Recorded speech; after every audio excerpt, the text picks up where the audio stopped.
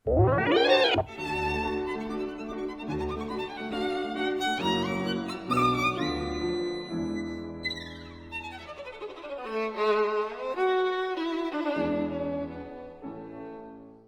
chciał przekazywać Wieniawski uczniom? Jak myślisz, czy w tych nutach, w tych swoich kompozycjach, bo to był repertuar, nad którym wspólnie pracowali, to nad czym pracował Wieniawski, przygotowując się do koncertów, to co w danym momencie komponował, czy znajdowały się tam elementy, które zakładał Wieniawski, że będą też służyć w jego pracy pedagogicznej? Czy można powiedzieć, że coś konkretnego da się w tych nutach wyczytać?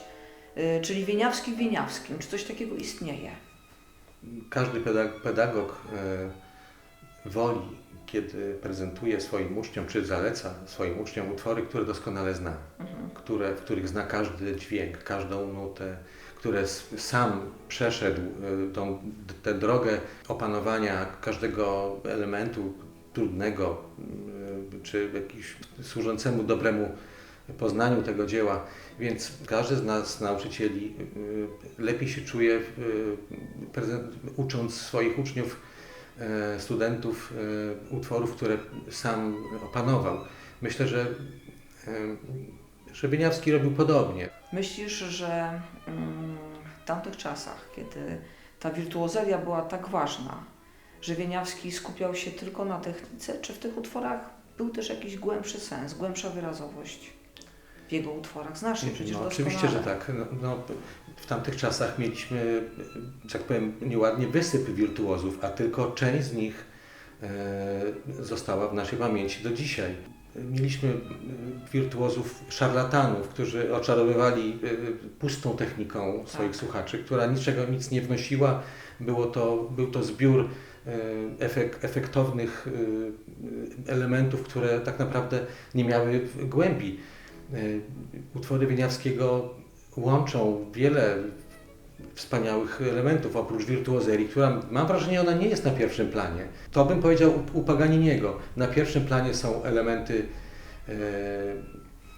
efektu, wirtuozerii. U Wieniawskiego więcej widzę liryki, więcej widzę śpiewu, więcej widzę związków z głosem ludzkim, ze śpiewem, właśnie z romantyzmem, z uczuciem, z emocjami. To jest to, co odróżnia Wieniawskiego od tej całej masy wirtuozów, kompozytorów tamtych czasów. Powiedz, czy wykorzystujesz utwory Wieniawskiego w takim znacznym stopniu swojej pracy pedagogicznej? Oczywiście jest taki kanon utworów, które zalecamy naszym uczniom, począwszy od szkoły pierwszego stopnia, szkoły muzycznej pierwszego stopnia, kiedy tym bardziej zaawansowanym uczniom proponujemy etiudy z opusu 18, potem opusu 10. Oczywiście utwory, które podobają się wszystkim. Uczniowie bardzo chętnie grają, rodzice chętnie słuchają, dziadkowie na popisach. Oczywiście Kujawi jako Bertas, utwory, które wpadają w ucho, Dudziarz, więc to jest ten kanon, który prezentujemy, który polecamy naszym uczniom jak najwcześniej. Oczywiście zaawansowani studenci już sięgają po koncerty Wieniawskiego, częściej po drugi. Koncert pierwszy czasami niestety przerasta możliwości studentów, jest bardzo trudny, więc dozujemy ten koncert tylko dla naprawdę studentów bardzo zaawansowanych technicznie. Najwybitniejszych. Oczywiście oba polonezy i tak dalej, można by długo wymieniać. Jest z czego wybierać. Dzisiejszy odcinek odbywa się pod hasłem "Obyś cudze dzieci uczył". To ponoć w Chinach jest przekleństwo. A jak myślisz, dla Ciebie jako pedagoga "Obyś cudze dzieci uczył" to przekleństwo czy misja? Oczywiście idealistycznie powiem, że jest to misja, aczkolwiek rozumiem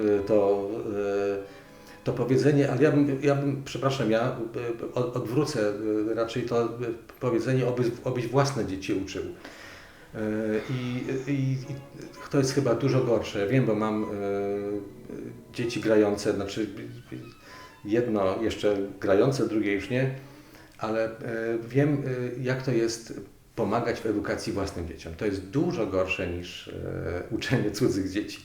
Jest taka, a propos tego powiedzenia, jest taka anegdota o Jaszy Heifetzu, któremu kiedyś przyprowadzono takie cudowne dziecko z taką sugestią, że może by wysłuchał albo nawet uczył, na co Heifetz odpowiedział tak, pod warunkiem, że jest sierotą. Czyli miał jakieś niedobre doświadczenia oczywiście z rodzicami. Tak. Bardzo Ci dziękuję za rozmowę. Do następnego spotkania, mam nadzieję, przy Henryku Wieniawskim, przy jego kolejnych dziełach. Dziękuję pięknie.